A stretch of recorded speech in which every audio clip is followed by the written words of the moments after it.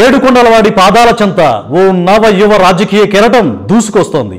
ఆలోచించి ఓటు వేయండి, అభివృద్ధి చేశాను అని నమ్మితేనే అండగా ఉండండి అని గుండె నిండా దమ్ముతో రొమ్ము విరుచుకొని చెబుతున్నాడు ఈ యంగ్ డైనమిక్ పొలిటికల్ లీడర్. వయసు చిన్నదే, కానీ ముందు చూపు ఎక్కువే. ప్రజల కోసం ఏదైనా చేయాలనే తపన కూడా ఎక్కువే. ఇప్పటికే చాలా చేశాడు. అన్న బాటలోనే అడుగేస్తూ ఇచ్చిన మాట కోసం నిలబడుతూ పంచకట్టుతో ప్రజల్లోకి చొచ్చుకుపోతూ సరికొత్త చరిత్రకు నాంది పలుకుతున్న పొలిటికల్ డైనమిక్ ఎవరో తెలుసా?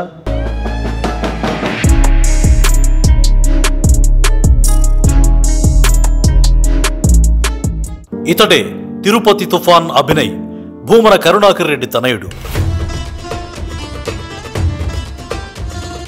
సింపుల్గా ఉంటాడు, బట్ కంటెంట్ ఉన్నోడు. అప్పుడప్పుడు పంచకట్టులో తిరువీధుల్లో తిరుగుతూ ఉంటాడు. ప్రచారంలో కూడా పంచతోనే పలకరిస్తూ ఉంటాడు. ప్రజల్లో కలిసిపోతాడు, కలుపుగోలుగా ఉంటాడు. ఇంట్లో మనిషిగా అందరినీ హక్కును చేర్చుకుంటాడు. ఆధ్యాత్మిక నగరి జనం అభినయ్ మావోడు అని పిలుచుకునేంత దగ్గరయ్యాడు.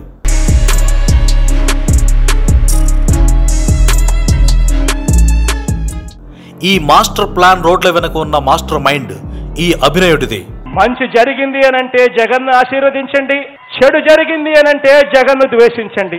సీఎం చెప్పినట్లుగానే అభినయ్ కూడా ఆలోచించి ఓటు వేయండి, అభివృద్ధి చేశాను అని నమ్మితేనే నాకు అండగా ఉండండి అని చెబుతున్న దమ్మున్నోడు ఈ చిన్నోడు.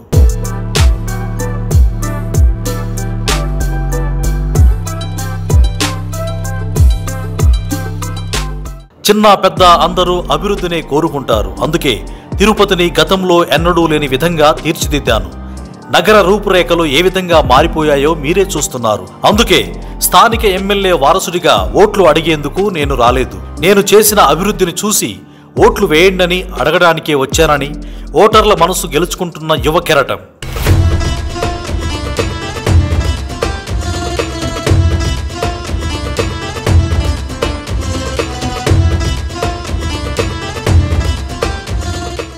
అభినయ్ పక్కా లోకల్. దేవుడి పాదాల చెంత ప్రజాసేవ చేసుకునే అవకాశం కోసం అహర్నిశలు శ్రమిస్తున్నాడు. ఇప్పటికే 20 మాస్టర్ ప్లాన్ రోడ్లు నిర్మించాడు. చాలా వరకు ట్రాఫిక్ ప్రాబ్లమ్స్ క్లియర్ చేశాడు. ఫ్యూచర్లో మరో 14 మాస్టర్ రోడ్ల ప్లాన్ నిర్మాణానికి స్కెచ్లు కూడా వేశారు. యువతకు ఉద్యోగాల కల్పన కోసం పిలిగ్రిమ్ సెంటర్కే ఐటీ కంపెనీలు తెచ్చే ప్రయత్నంలో ఉన్నాడు. అందుకే రాబోయే ఎన్నికల్లో తనకు అండగా నిలబడితే మీకు ఉద్యోగాల కోసం వలస వెళ్లే పరిస్థితి రాదని ధీమాగా చెబుతున్న భూమన అభినయ్ అభివృద్ధి అంతరంగం అనంతం.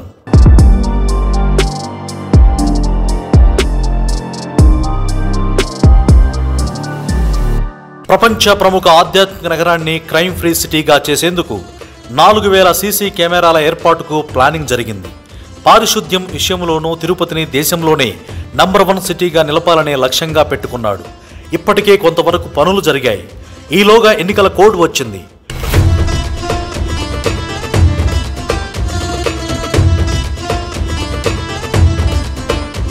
తిరుపతిలో స్వాతంత్ర్య పోరాట యోధుల విగ్రహాలు ఏర్పాటు చేయాలని ఎన్నో ఏళ్లుగా ఉన్న డిమాండ్ను డిప్యూటీ మేయర్గా ఉన్నప్పుడే అభినయ్ కంప్లీట్ చేశాడు. గత 40 సంవత్సరాల్లో జరిగిన అభివృద్ధి ఈ 2.5 ఏళ్లలో జరిగిందని గర్వంగా చెప్పగలను. మీరే కల్లారా చూస్తున్నారు. నేను చెప్పింది అసత్యమైతే నన్ను నిలదీయండి, నిజమైతే నాకు అండగా నిలబడండి. అబద్ధాలు చెప్పి ఓట్లు దండుకునే నాయకుడిని కాదు నేను. చేసింది చెప్పి చూపించి ధైర్యంగా ఓట్లు అడిగేవాడిని. ఇది నా వ్యక్తిత్వం అని ఎమ్మెల్యే కాకముందే చెప్పిన గట్స్ ఉన్న కటౌట్ అభినయ్ది. డిప్యూటీ మేయర్గానే ఇంత చేస్తే ఎమ్మెల్యే అయితే ఇంకెంత చేస్తానో ఆలోచించండి అని చెబుతున్నాడు young and dynamic politician. So Tirupati ఓటర్లు కూడా అభినయ్నే గెలిపించుకుందామని ఆయన వెంట నడుస్తున్నట్లు తెలుస్తోంది.